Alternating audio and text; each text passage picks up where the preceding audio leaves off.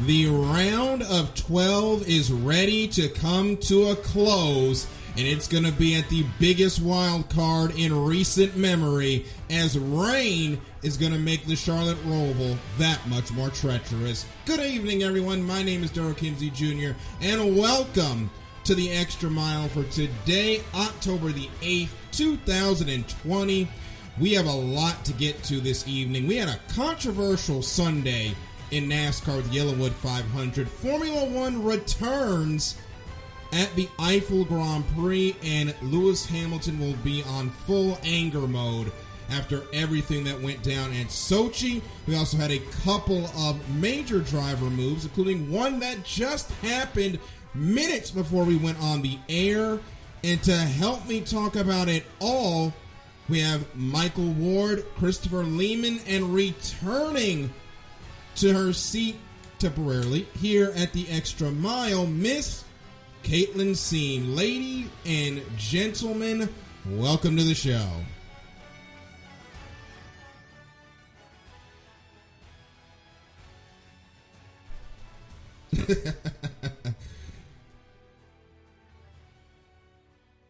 Yes. I think that is the best part of all of this. Welcome back, everyone, and welcome back, Caitlin. We really have missed you. Caitlin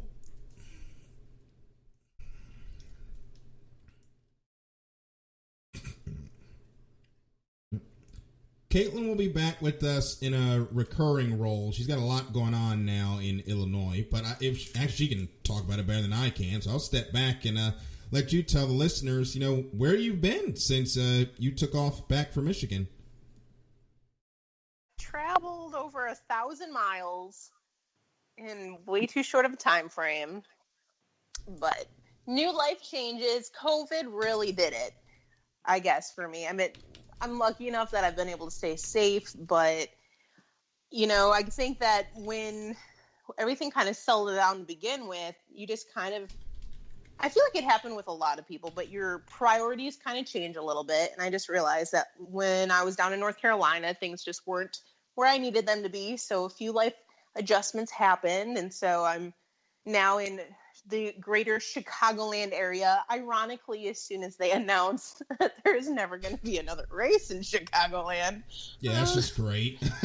I was just like, that's poor timing, guys. Good thing I'm so close to Indianapolis. But yeah, so did a couple jumps, ended up in Chicagoland, got a new job, and living with my boyfriend now. So it's like a whole thing.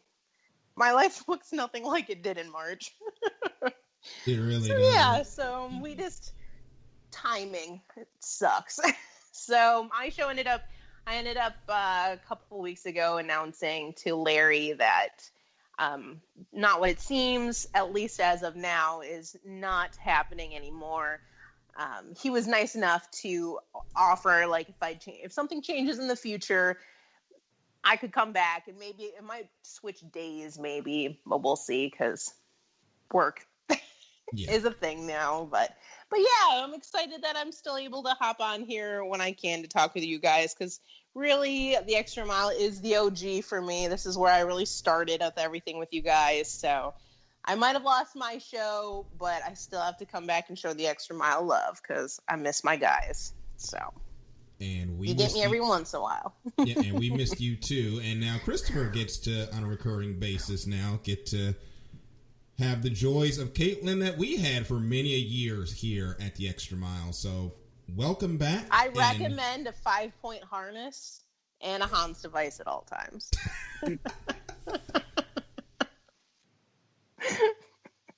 All right, so let's get started, and we will get started. We are going to talk about IndyCar because Caitlin was there, and she'll be able to give us her eyewitness view of everything. But we're going to start with NASCAR in the Yellawood 500, and we're going to start at the end of that race. Yes, I know people booed Bubba Wallace when he crashed. We're not even going to touch that today because I don't want to go on another rant. It is what it is at this point.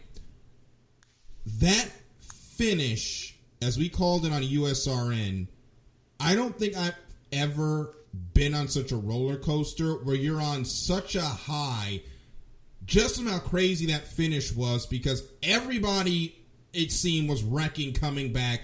Cars were going everywhere. They're coming back to the line 3 wide. Hamlin barely gets to the line in front of Matt DiBenedetto.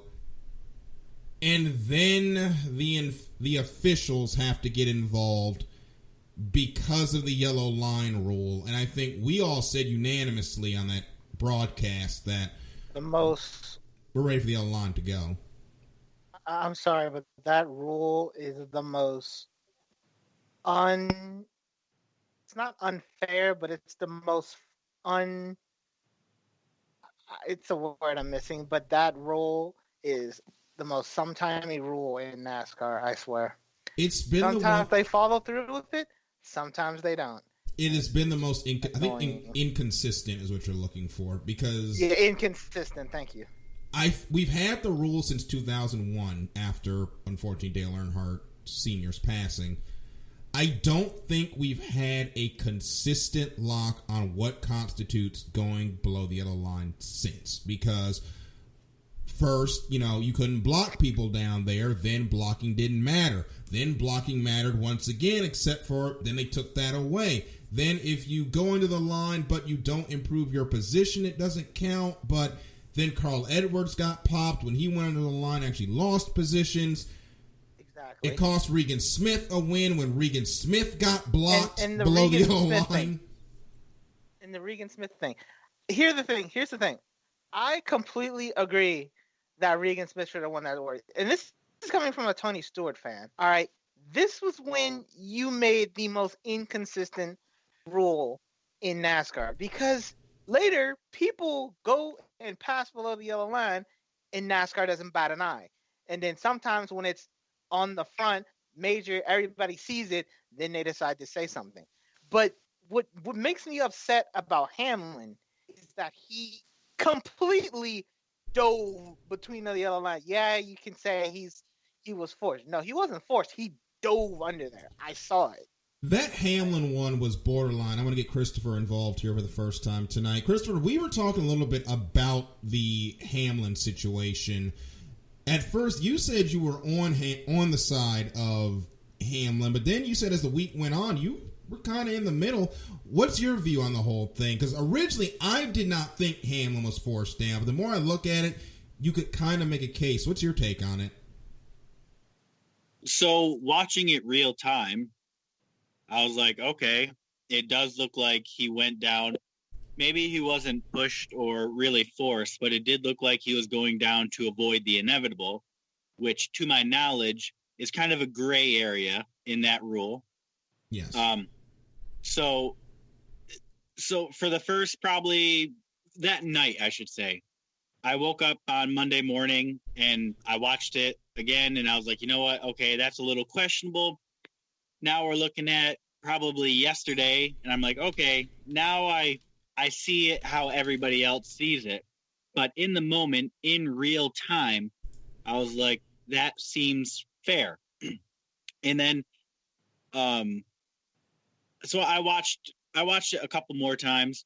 And if, let's say, okay, we're going to penalize Hamlin, he doesn't win, then you're looking at like 4th or 5th place for your winner because of all the drama that was going on between DiBenedetto and Byron, and everybody's getting penalized. So, I mean, who even wins? I think Hamlin was kind of almost the easy choice there.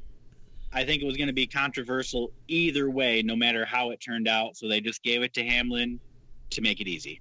Yeah, let's talk about everybody that got some sort of penalty at some point during this. So Matt DiBenedetto got penalized for forcing a driver below the yellow line. I believe William Byron. Chris Buescher got the penalty for pushing out William Byron. I don't remember who Matt DiBenedetto got the penalty on for forcing below the yellow line. They said he forced someone below the yellow line. That's why he ended up losing his finishing position.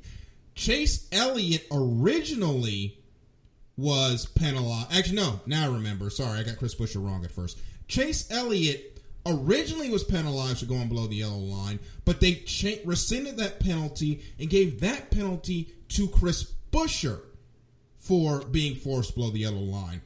Denny Hamlin was cleared for going below the yellow line because he was avoiding a near accident as William Byron lost control as they were coming through turn 3 and 4. Caitlin, it just feels like this rule needs to go away because it turned a chaotic finish into just a mess. Well, I think the problem is as Chris had pointed out earlier, and I think Michael, like, because of the inconsistencies, but also because of how much gray area it has, that's where this problem is coming about.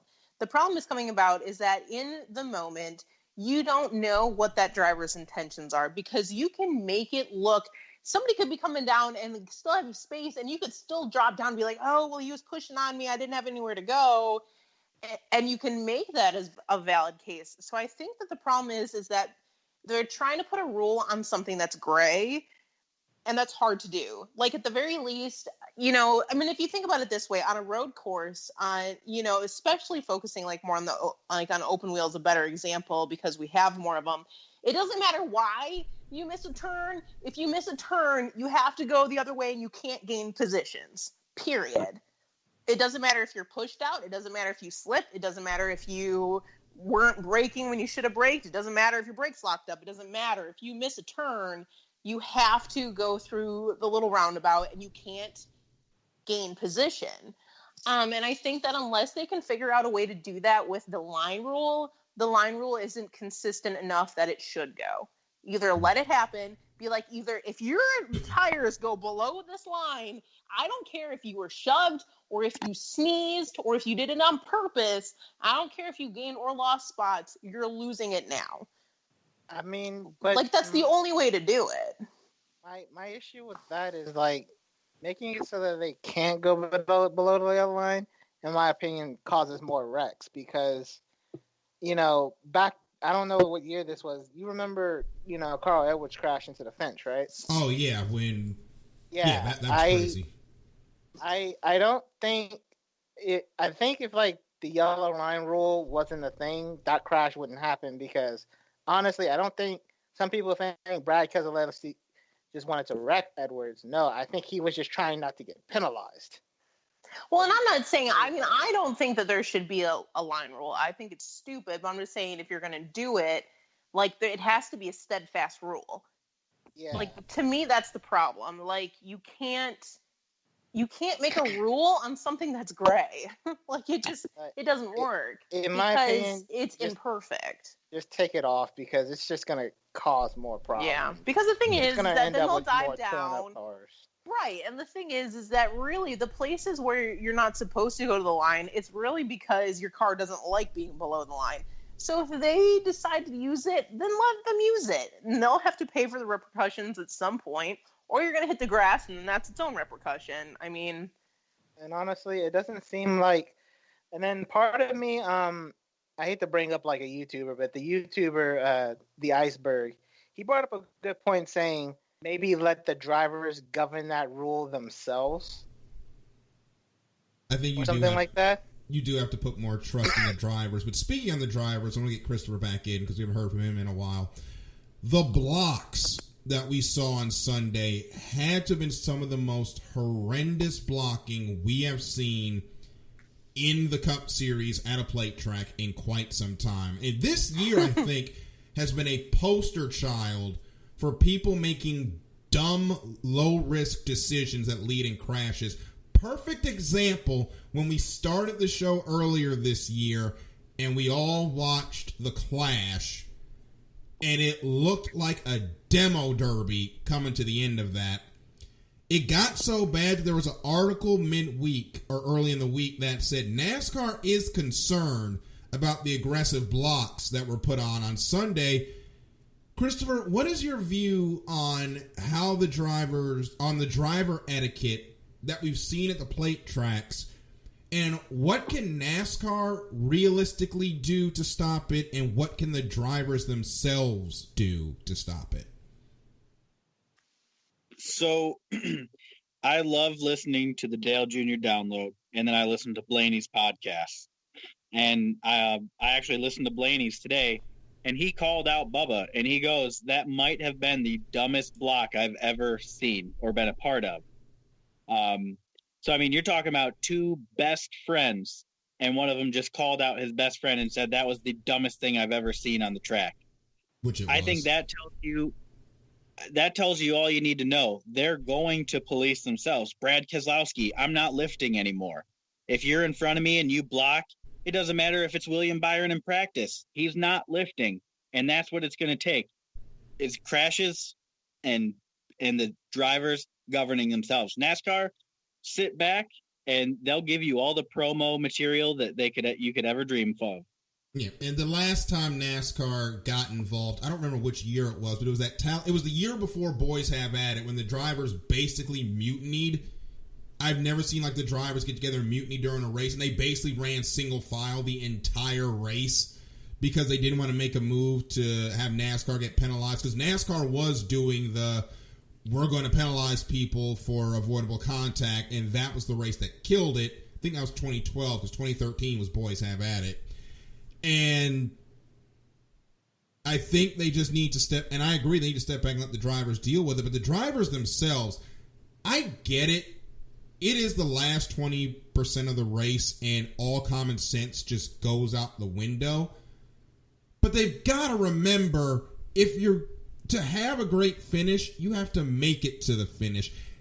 And I get it. Bubba Wallace was already upset, so he had the red mist coming after he got involved in the wreck the first time and was coming up. And he just made a move that was completely ill-advised and wrecked even more cars.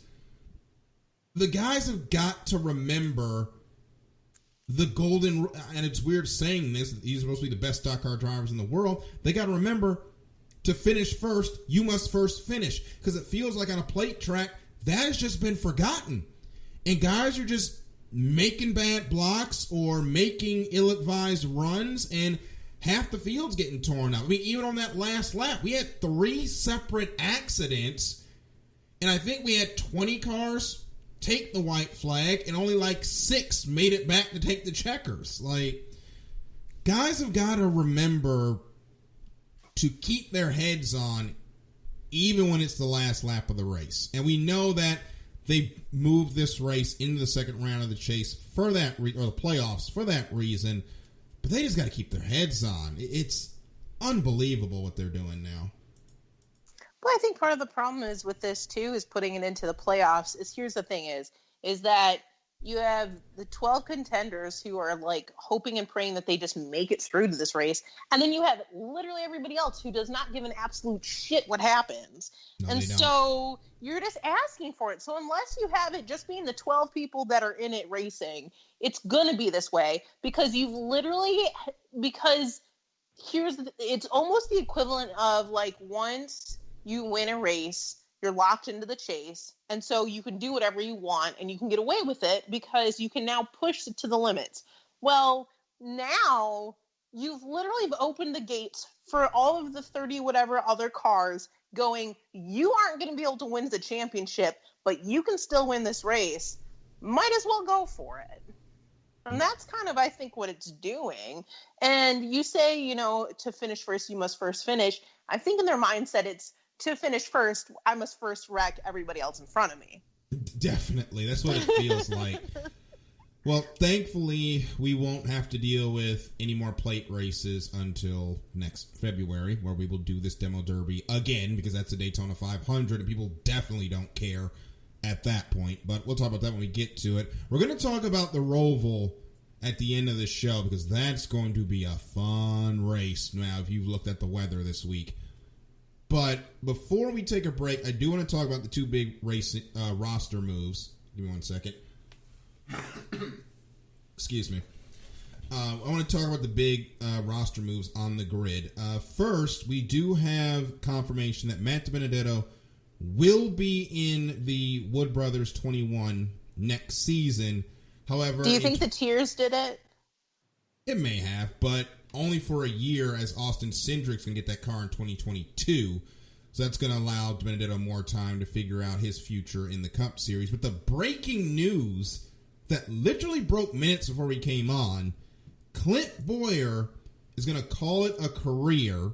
He is going to go up into the booth with Fox Sports on Sundays starting next season.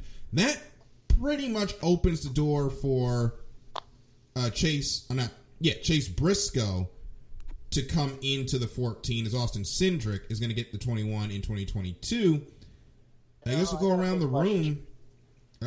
Real quick, we'll go around the room. What do you guys think of Clint Bowyer calling in a career? Thanks, Michael. Well, I was saying Michael said it sounded like he was going to say something. Clint Bowyer, he did all right. Mm-hmm. He did all right. My main question is that, you say Chase Briscoe, but I'm seeing a lot of people on Twitter, they want Kyle Larson in that. What do you think? Every opening, people are screaming that Kyle Larson's going to get. And look, y'all, Kyle Larson hasn't even been reinstated yet. So he's got to apply for reinstatement and be approved before we can even start seriously talking about where he's going to go. Even if he gets when he gets reinstated, if you saw a statement, I think he should get reinstated. It looks like he's going to be going over to Hendrick because on one of his most recent visits to the Urban Racing School, there was a CEO, or there was a high-ranking official from Chevrolet also there. So they're probably discussing a way to get Larson over into the 88. So I don't think Larson's going to get the 14. Can I interrupt for a second? Go ahead. So obviously I am a Alex Bowman fan. And in our group chat, one of my friends pointed out that in the press release or in Larson's letter, he said that he visited that with the Chevy guy. And then he listed another name of a guy who's the CEO of a company. That company owns Lumar, which sponsors the 88. Okay. He was at the Urban Racing School thing. So that could be another tie to the 88. That's another tie. I think it's a matter of time before they make the announcement. I think that's pretty much a guarantee then that he's going to go to that 88 because he's meeting with one of the sponsors and one of the big wigs from Chevy was there. That's pretty much a guarantee that once he gets reinstated, he's going to go to the 88. So gross. Can I say it, Daryl? Yeah. Alex Bowman to the 48. Yes. It's not like the car is that good. Well, it's hard. Well, I think he's doing a swap though. I think he's doing just fine in the 88. Maybe give him Chad Knaus if you want, but I think Bowman will do great with Chad Knaus. But Chad Knaus isn't a crew chief anymore, I think. Well, yeah, Chad's moving up to an executive role. Good for him. But I'm just going to say this, though. I'm not a big Hendricks person at all. Like, I have respect for Johnson as a driver. But, no, they're whiny little things I can't say on the air. But, but, I will say that Alex Bowman has impressed me quite a bit. Mm-hmm. So, like, I'm good with it. Like, I think that he, out of those new kids, is the only one who's actually, like, earned his spot there. Yeah. So, I'm a Byron fan. I mean, he got that ride. You know me, I don't tolerate people. Like, I don't like drivers. So, I'm just saying, he earned it. And he, I think, is a very level-headed driver. Meanwhile, I'm still hopeful for Byron. Whatever, he's a whiny little baby. Yeah, I'm not a Byron guy. I think Byron's going to get it together. I think I'm the only one on here that actually. I mean, maybe if he like grows some cojones and grows up. Byron is underrated. He's also underage. No, he's over 21 now. I didn't mean like drinking age. Oh, can all of them get a drink now? Because I do remember. Okay, I don't keep up with driving. Circling back the wagon, I do want to say, I mean, okay, here's my 2 cents, so I'm going to add it again before we load. I'm a Taurus. I hold incredible grudges, and I would rather set my car on fire than have Kyle Larson back in a NASCAR car. Anyway, Clint Bowyer, I think that Fox offered him more money than Stuart Haas did. and that's why he's taking it. That TV money is, he got offered a TV money deal that he cannot refuse. Yeah, that's why and he's going.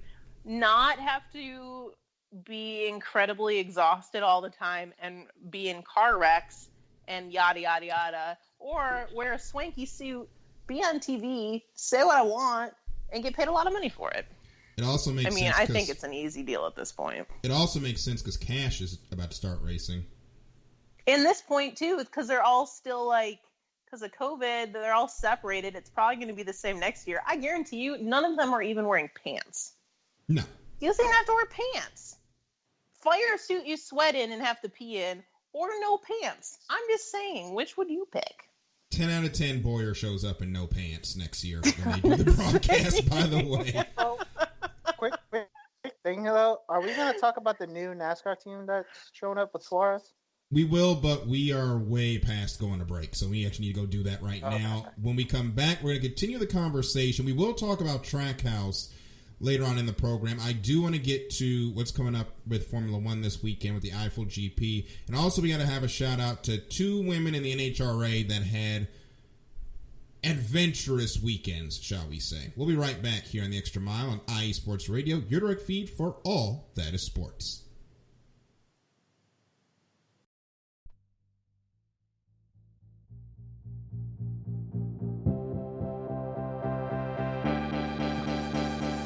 Hey guys, it's Blake Henley, better known as H-Town Blake to some of you. Happy to announce that Bases Loaded is back in full force.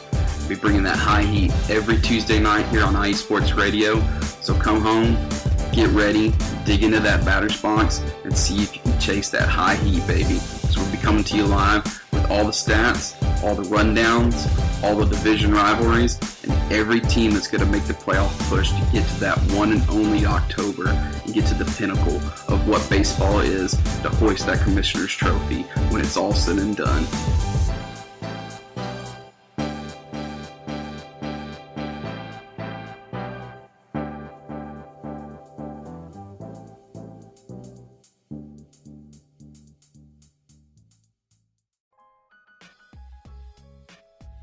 Hey, what's up, sports fans? You're looking for a different type of sports talk show, something you haven't heard before? You gotta check out the BS3 Sports Show every other Saturday on 2 Live Stews Radio, 1 p.m. Central Time, 2 p.m. Eastern. Sports talk at its finest. Always have great guests, playing some good hip-hop. You don't want to miss it. Make sure to tune in to the BS3 Sports Show every other Saturday at 1 p.m. Central Time, 2 p.m. Eastern.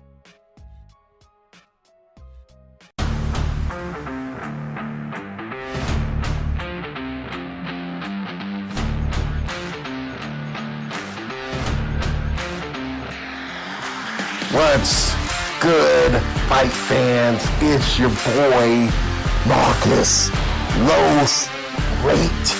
Here to give you what you want.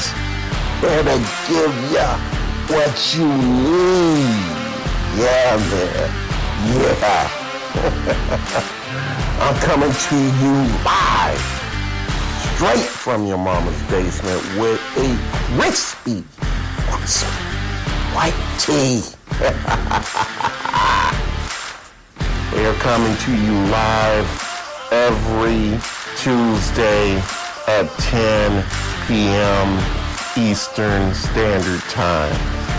Powered by IE Sports Radio, your direct feed for all that is sports.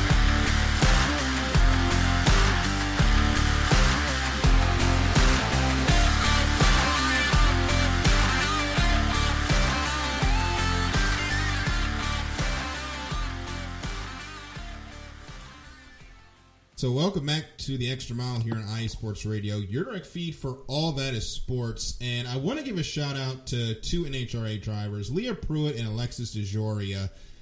They had wild weekends on Sunday at the Midwest Nationals, as both of them had catastrophic incidents. Leah Pruitt, during her race against teammate Tony Schumacher, the car basically split in half. It was going down the racetrack. They only do 1,000 feet now, but about half track, the car basically bowed in the middle. The back half of the car gets lifted up. Thankfully, the new safety cells that they have built with the canopy cars that they use, perfectly intact. She was fine. Alexis DeJoria won her second round race, but blew the body completely off the car. Thankfully, she was also okay and was able to continue on to the next round. I was more worried about Alexis because she has a history of concussions. She actually ended up taking a little sabbatical from the sport for a couple of years before coming back recently. So I just want to give a shout out to both of them. I'm glad they're okay, and they're probably resting comfortably right now, but they were probably sore the next day after that. And I always say this about the NHRA, and I think you guys would agree, those tuners get their money and then some, because one wrong calculation and you've stopped making a race car engine go and you basically made a bomb. Honestly, to me, drag racers are the most fearless race car drivers there are. Like, period, end stop. Like, it's not like a NASCAR car just drives and explodes. Yeah. And like in an Indy car, you panic about it catching on fire. Here's looking at you, Marco Andretti. But it's like a baby fire. It's not like they explode. Yeah. And Michael, we've seen it before watching NHRA. It happens in seconds because of how fast these cars are going and how much fuel is getting pushed into the engines. You do not have time to catch it before it explodes. It's just going, bang. And then they get in it like it's no big deal. Yep. Like when they're fine, they're just kind of like, oh, my car exploded. I'm just like, your car exploded. Perfect example, Matt Hagan when he blew his car up a couple of times in a row. Well, an explosion cannot harm Matt Hagan. No. His car only explodes because he's just way too much man for it. We already know this. Honestly. Marvel, if you're listening, cast Matt Hagan as an ex-Hulk, please. We are big Matt Hagan fans here. So, the Midwest Nationals, Doug Coletta, Tommy Johnson Jr., Greg Anderson, Andrew Hines were your winners in the pro categories. Tommy Johnson Jr. now the points leader in the NHRA Funny Car category, as the next race they head off to will be in Texas for the AAA Texas NHRA Fall Nats, October 14th through the 18th. Hopefully it won't be as nerve-wracking as the Midwest Nationals were, but we will see. Knowing the NHRA, it probably won't. So, let's go on and continue on with the show. We do have the Eiffel Grand Prix, which is the German Grand Prix, coming up this week. Wouldn't Eiffel be French? It's because of the region in Germany. I'm probably pronouncing it wrong because my German pronunciations are crap, but either way, they're going to the Nürburgring. And I literally thought all of a sudden, I'm like, wow, they have a GP in France. It's either Eiffel or Eiffel. I'm not sure what the German pronunciation is. If you gotta put a lot more phlegm into it, man. Probably. Eiffel. 9. If you are German, please help me out with that. Not trying to make fun of German. If you're German, I'm sorry if I offended you. I'm German. It's okay. Yeah. So I mean, I'm only like a quarter German, but so these are It's been 2 weeks since the controversy at the Russian Grand Prix, and it's been another week since the post-Tuscan Grand Prix controversy with the Breonna Taylor shirt with Lewis Hamilton. Hamilton, as we know, when he gets slighted, is the worst driver to have to contend with because he's just going to come back and kick the crap out of the field.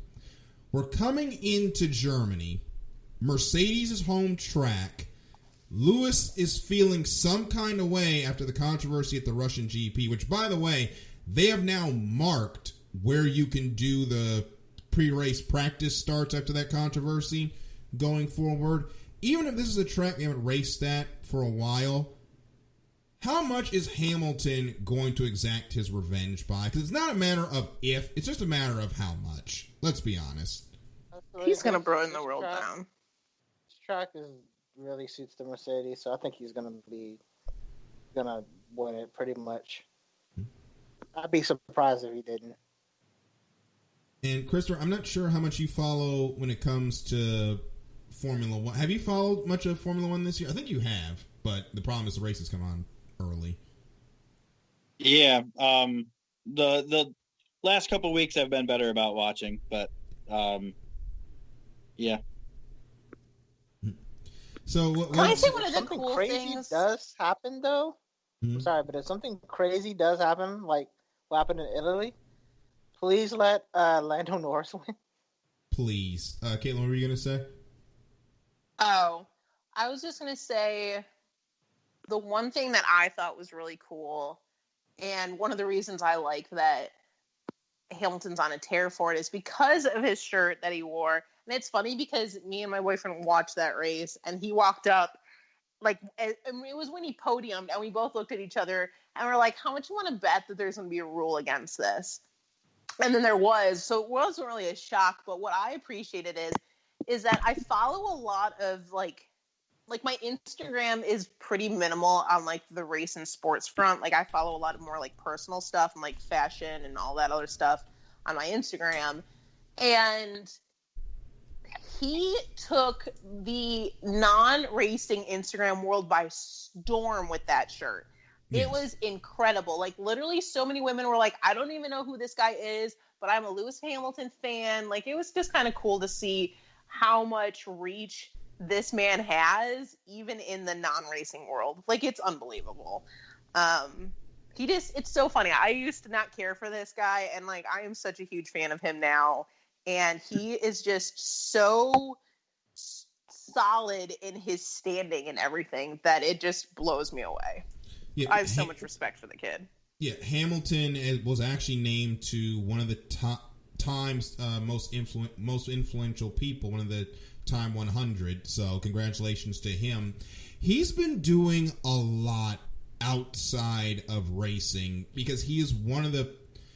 And I don't want to talk badly about the other F1 drivers, but he understands that with his standing, with his celebrity, he can make a lot of moves outside of racing. And most recently this week, he came out against the proposed Formula One racetrack in Rio, which would deforest a major part of the city, which has basically been left untouched, that they're going to knock down to build this racetrack. And he has joined his voices to the people that are opposed of it.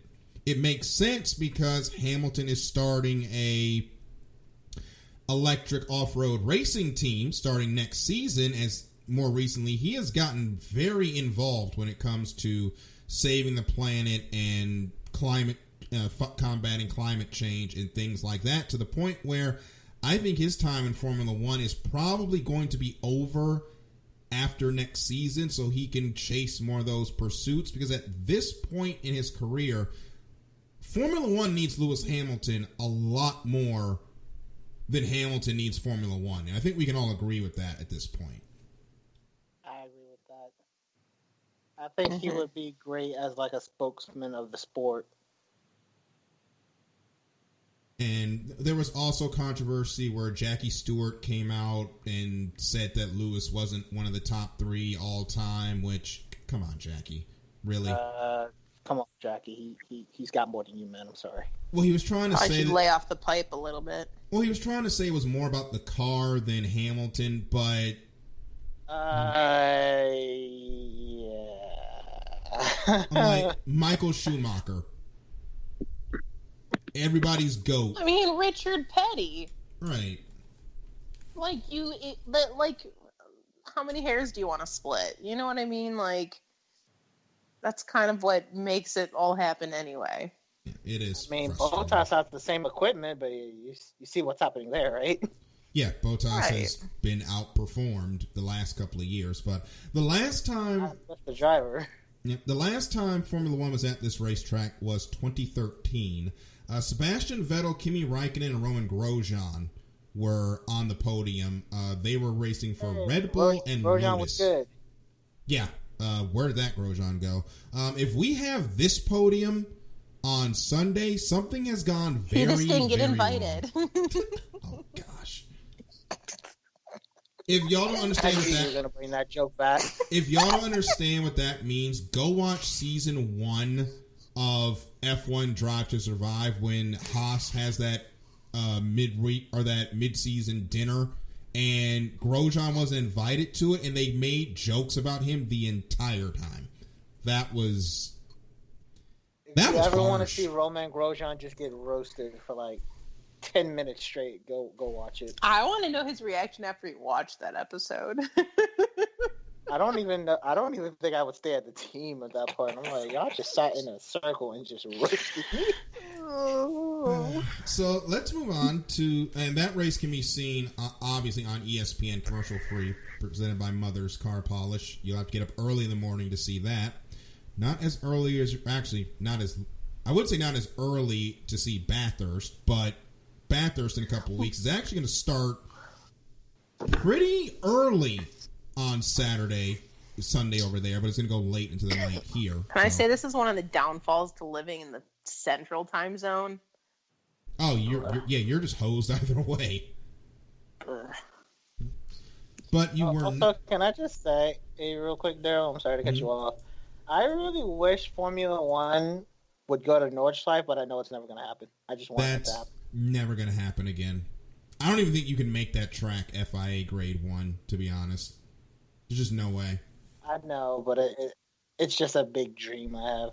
Only sim racing can fill the void. Yep. I liked it at that Italian one that they went to that they'd like not ever done before, the test track. I liked that one. Which one was that? I thought that was good racing. Oh, when they The went test to track that they went to in Italy. Oh, when they went to Mugello. Yeah, that used to have F1 back in the day. They converted it into a MotoGP track, which they now run at. I don't think we'll be going back there, but it was a fun I liked race. it. I did too, but I don't like I having liked to have the a... little hill and they come down into the little whoop-de-whoop. That's my professional explanation. That is a cool set of corners, though. Unfortunately, See, you knew what I was talking about, though. Yeah, unfortunately, we have to have a safety car anytime a car even sniffs off the track because they don't really have the stuff for quick cleanups. But I'd support them coming back to Indy. there has been talks about that. And speaking of Indy, Caitlin, you were at Indy. Did you like that? Yeah, I did, actually. That was a great segue. You were at Indy for the Harvest GP. Did you go to both days, or did you just go to Friday? No, I just went to Friday. I worked Thursday and I worked Saturday, so we literally just drove Wait, that out was the for actual the first race? day. Yeah, it was on. I thought that was something from last year. No, it was on the USA Network of all things. I'm sorry. I'm so used to not seeing fans in the grandstands. Yeah. So it was real. I appreciated Penske and his setup for it. Like you had to have your temperature taken, and you had to be handed a band saying that you passed before you could even show anybody your ticket. So it was even like prior to the gates to get in that they did that. They handed everybody out a mask and hand sanitizer. So I appreciated that. They were really big about like limiting stuff. I will say that because people suck, there were people who didn't wear masks, but it was easy enough to like, for the most part, avoid those people. And even in the seats, like where we were sitting, it was nice because really we had quite a good area around us that was empty. So that was pretty appreciative that like, even for like the people who weren't wearing masks, they were pretty far away from you. Which was, I mean, it's frustrating, but it is what it is. But I'm going to say that I now am a firm believer that all racing in October should take place in the Midwest. It was the most perfect weather for a race I think I've ever been to in my life. It did look like it was good weather out there. It won't be as hot. It was amazing. It was like balmy, like 68 to 70. It was perfect. I could wear a sweatshirt and be cozy, and it was great. And then we had excellent racing. It was a lot of fun. So we sat in turn in Indy's turn 4, but the road course is turn 1. And it was great. Literally all of the action happened right in front of us. So that was a lot of fun. And it was nice being back at a race. just even to be a part of it again, with everything happening this year, but like that you could go and feel safe. I feel like I was better socially distanced at that race than I ever can be at the grocery store. And people at the like grocery to store kind of just give that all over. mentality. Yeah. So, and for the fact that like Indiana isn't big on like holding people to like the mask mandate, I was pretty impressed. I'd say like 25% of people weren't wearing them. But honestly, for it being Indiana, I feel like that's a pretty good number, unfortunately. But I still, like I said, we were social distance enough that I never felt uncomfortable being at the race. So I was able to go and actually have a good time watching it. Which is good. And I'm looking at the results from Friday's race, and one of the incidents that happened in front of you, Marco Andretti caught fire 79 laps from the end. Poor Marco. It had to be him too. Like as soon as it like happened and like they were showing it and they were talking about it, and I was just like, I almost texted you guys immediately because I was like, if anybody's literally going to just catch fire randomly, it's going to be Marco Andretti. And he was the only one not to finish the race on Friday. Yeah, it was really good racing. It was, and actually what was fun too is even that like the crowd even got into it because a lot of it had to do with the races off pit road because of fuel strategy and stuff because there were no cautions. And so a lot of it had to do with pit strategy and stuff, and people were getting so into it. It was great. It was fun. And it's one of those things that when we left, I was like, to me, that race proved that you can have exciting racing without cautions. Well, because it was an entirely green race, but it was still very exciting. And you probably went to the good race there because the next day Will Power led 75 out of 75 laps. Okay, well, I hate Will Power, so I'm glad that didn't happen. But also, my boy won when I was there, so that's why it happened. Yep. Newgarden won race one as Penske sweeps at the track he just bought, the Indianapolis Motor Speedway. So, but also, he got that little monkey off his back because he had not won anything at Indy. So. Yeah. It's a good race for Joseph Newgarden. Was not a good weekend, though, for Scott Dixon. He finished 9th and I think 16th in race number 2. I'm going to bring the results back up to check that. Dixon, actually, no, he was 9th and 8th, sorry. So not a good week by Dixie standards. He goes into the Firestone Grand Prix of St. Petersburg with a 32-point advantage. By my incredibly rough math, he has to finish no lower than 13th, and that's of the guy chasing him, which I believe is Joseph Newgarden. Yes, it is. Joseph Newgarden has to win, and Scott Dixon has to finish no worse than 13th. That's before we even get into bonus points and all that. That will not be till October 25th, and we will end the season where the IndyCar season was first delayed by COVID-19 on the streets of St. Petersburg. So, with that being said, got a couple of questions here. I butchered that. Taryn. There we go. Taryn, I'm sorry about that, buddy. He asked, what do you guys think of the possibility of Clint Bowyer and Jeff Gordon being in the booth together? We know they had a run-in on the track back in 2013, but I believe they're over it now.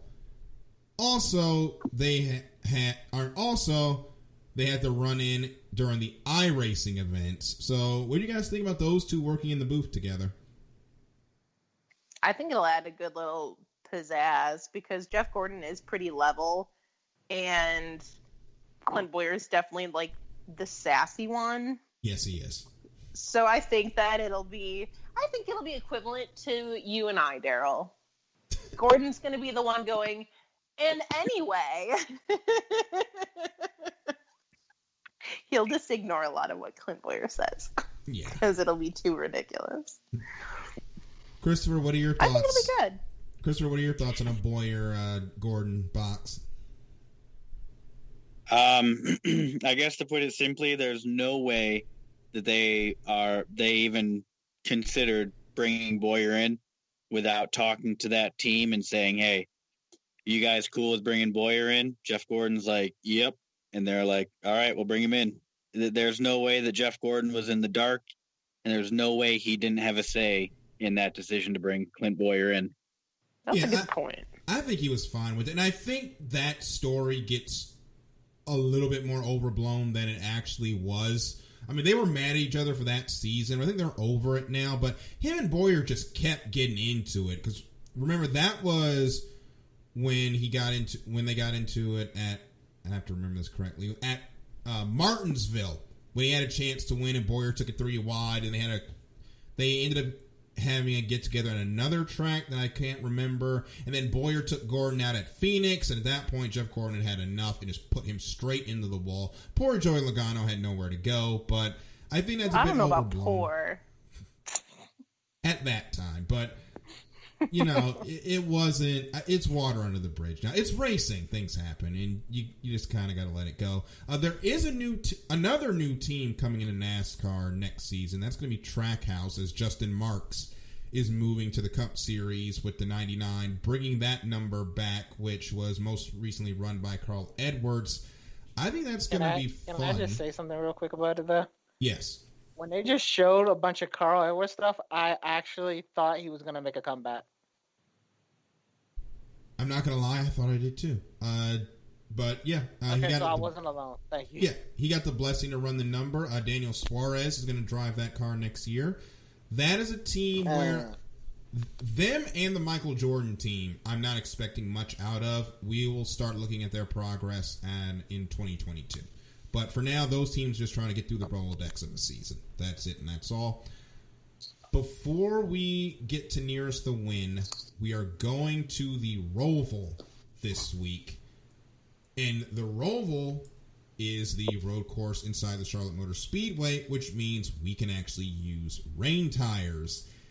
And guess what? It's going to rain.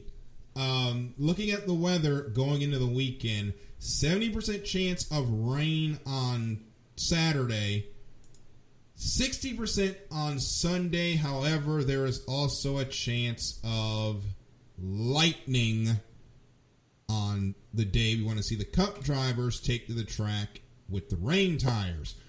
We can race with the rain tires on the rain. We cannot race when there's lightning. So I am cautiously optimistic. This is all happening because the remnants of Hurricane Delta, yes, Delta, because somehow we've gone through all the hurricane names already, is those remnants are going to be heading into the North Carolina area this weekend. Guys, it is a Cup Series cutoff race at the Roval with rain tires. On a scale of 1 to 10, how chaotic is it going to be, and why is it 10? I couldn't resist. That's going to be chaotic. And you guys thought that it was going to be nuts at Talladega. Yeah. It's going to be Talladega level, but on flatter ground. I got a bet that I think we should take. Christopher, if we do get the race started under the rain, over under on how many cars don't make turn one?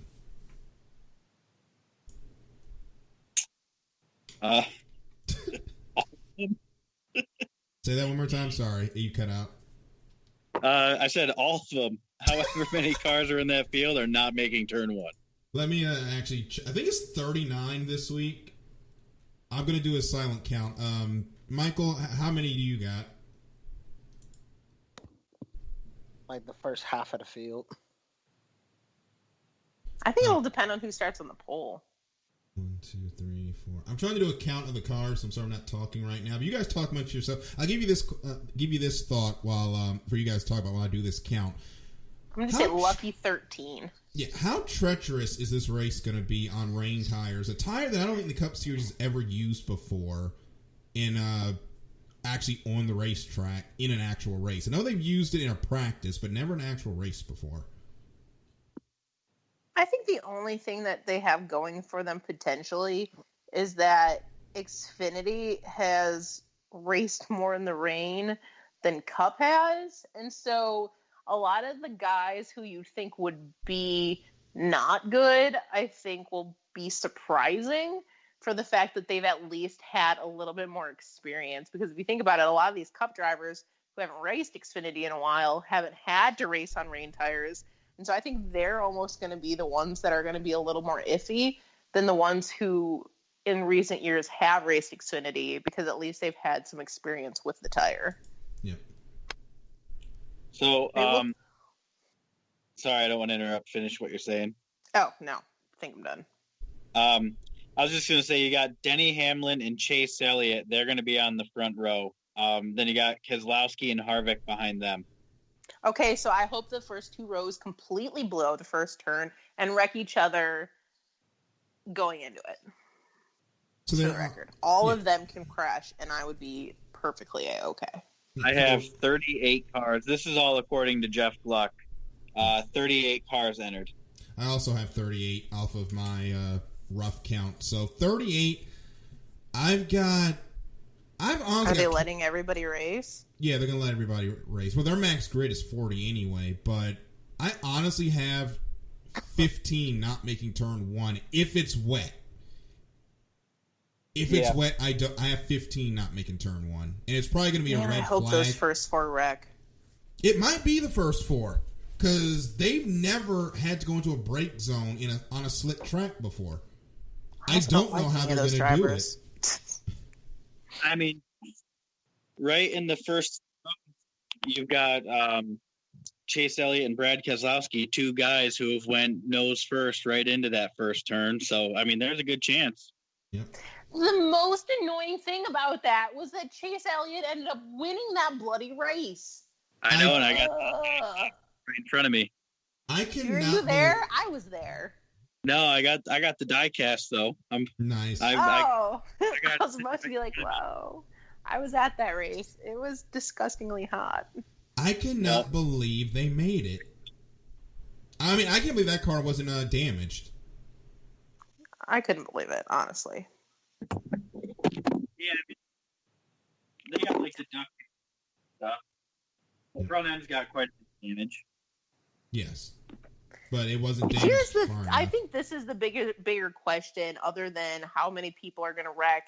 I think the biggest question is, will he or won't he? Is Kyle Busch going to make it past the round of 12? No. Because he's under right now. Michael, do you have him making it? Not really. I don't know what happened to his performance. It's like, where did Kyle Busch go? I think that Joe Gibbs put all of his energy into Denny Hamlin's car. I think Denny's team just stole all Kyle Busch's chassis overnight. He definitely stole his mojo like the Monstars in Space Jam. Yeah. That movie. I love that movie. So that's a good reference right there. Kudos to you.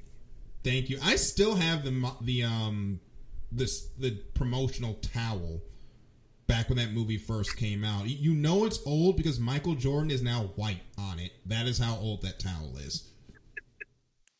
He pulled a Michael Jackson. I might take a picture of it for Twitter. Just you should. I have like 7 different GIFs from that movie saved on my phone. Like this one, he's like, "Oh, she bad." I got those. That's a good movie. That's good childhood. So we've got one more thing to do before we get up out of here, and that is, of course, nearest the win. We've got Formula One and NASCAR this week. As far as the race in Charlotte, I'm going to take Chase Elliott, but if it rains, just toss up. I don't know who's going to win. I really don't know if it rains. Chase Elliott is really strong on road courses, so I'm going to take him. As far as F1, I would love to pick Lewis Hamilton this week because he's going to blitz the entire field, but I'm going to take Bottas just for the heck of it. Christopher, who you got?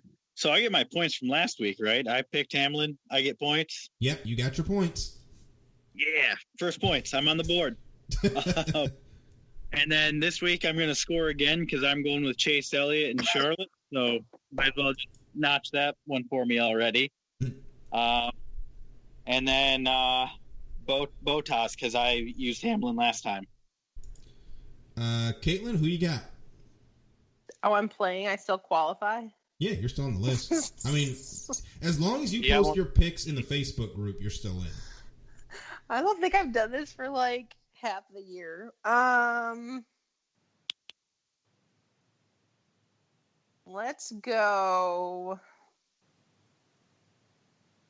Bowyer for the win, and then obviously Hamilton. Nobody else is going to exist.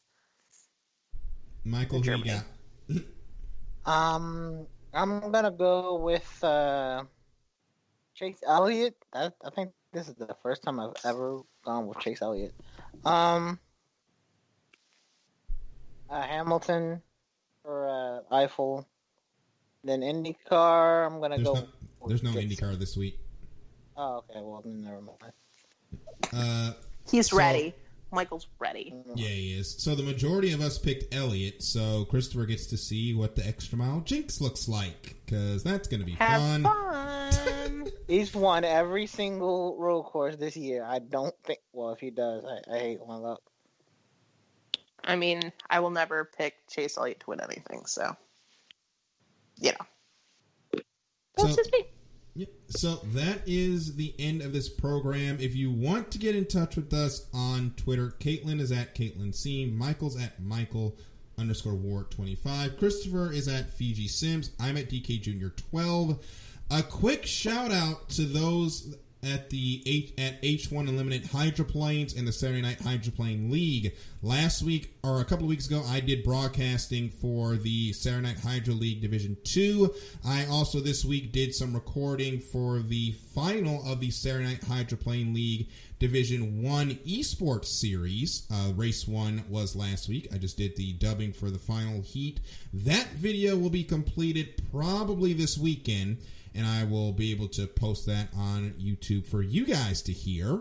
And join me next Saturday, October 17th, on my Twitch channel, Twitch TV/Tornado Dash, as I'll be broadcasting /racing in the Division 2 race from the virtual Lake Guntersville in Guntersville, Alabama. So join me for that, as I'll be commentating and racing with the Saturday Night Hydroplane League Division 2. And also, Bowyer. Basically, although Bowyer won't be running stage 1 and then running up to the booth to commentate stage 2. Which, if he was, more power to him, because those are a lot of steps. But anyway, also, if you want to hear me ramble on more about motorsports, check me out on Tuesdays on WBGR Sports Network for 2 White Tuesday with me, Daryl Kinsey Jr., Tuesdays at 2 p.m. And if you want to know more about what's going on here at IE Sports Radio, make sure you follow our social media pages on Facebook, Instagram, and Twitter, as well as our website, www.iesportsradio.com, where we have merch. Get yourself an IE Sports Radio shirt or hat. Check that out on iesportsradio.com. Also, if you missed any episode of any IE Sports Radio show, make sure you check it out anywhere where podcasts can be heard. With that being said, this has been The Extra Mile. For Caitlin, Christopher, and Michael, I'm Daryl, and we will see you at the next green flag. Good night, everybody.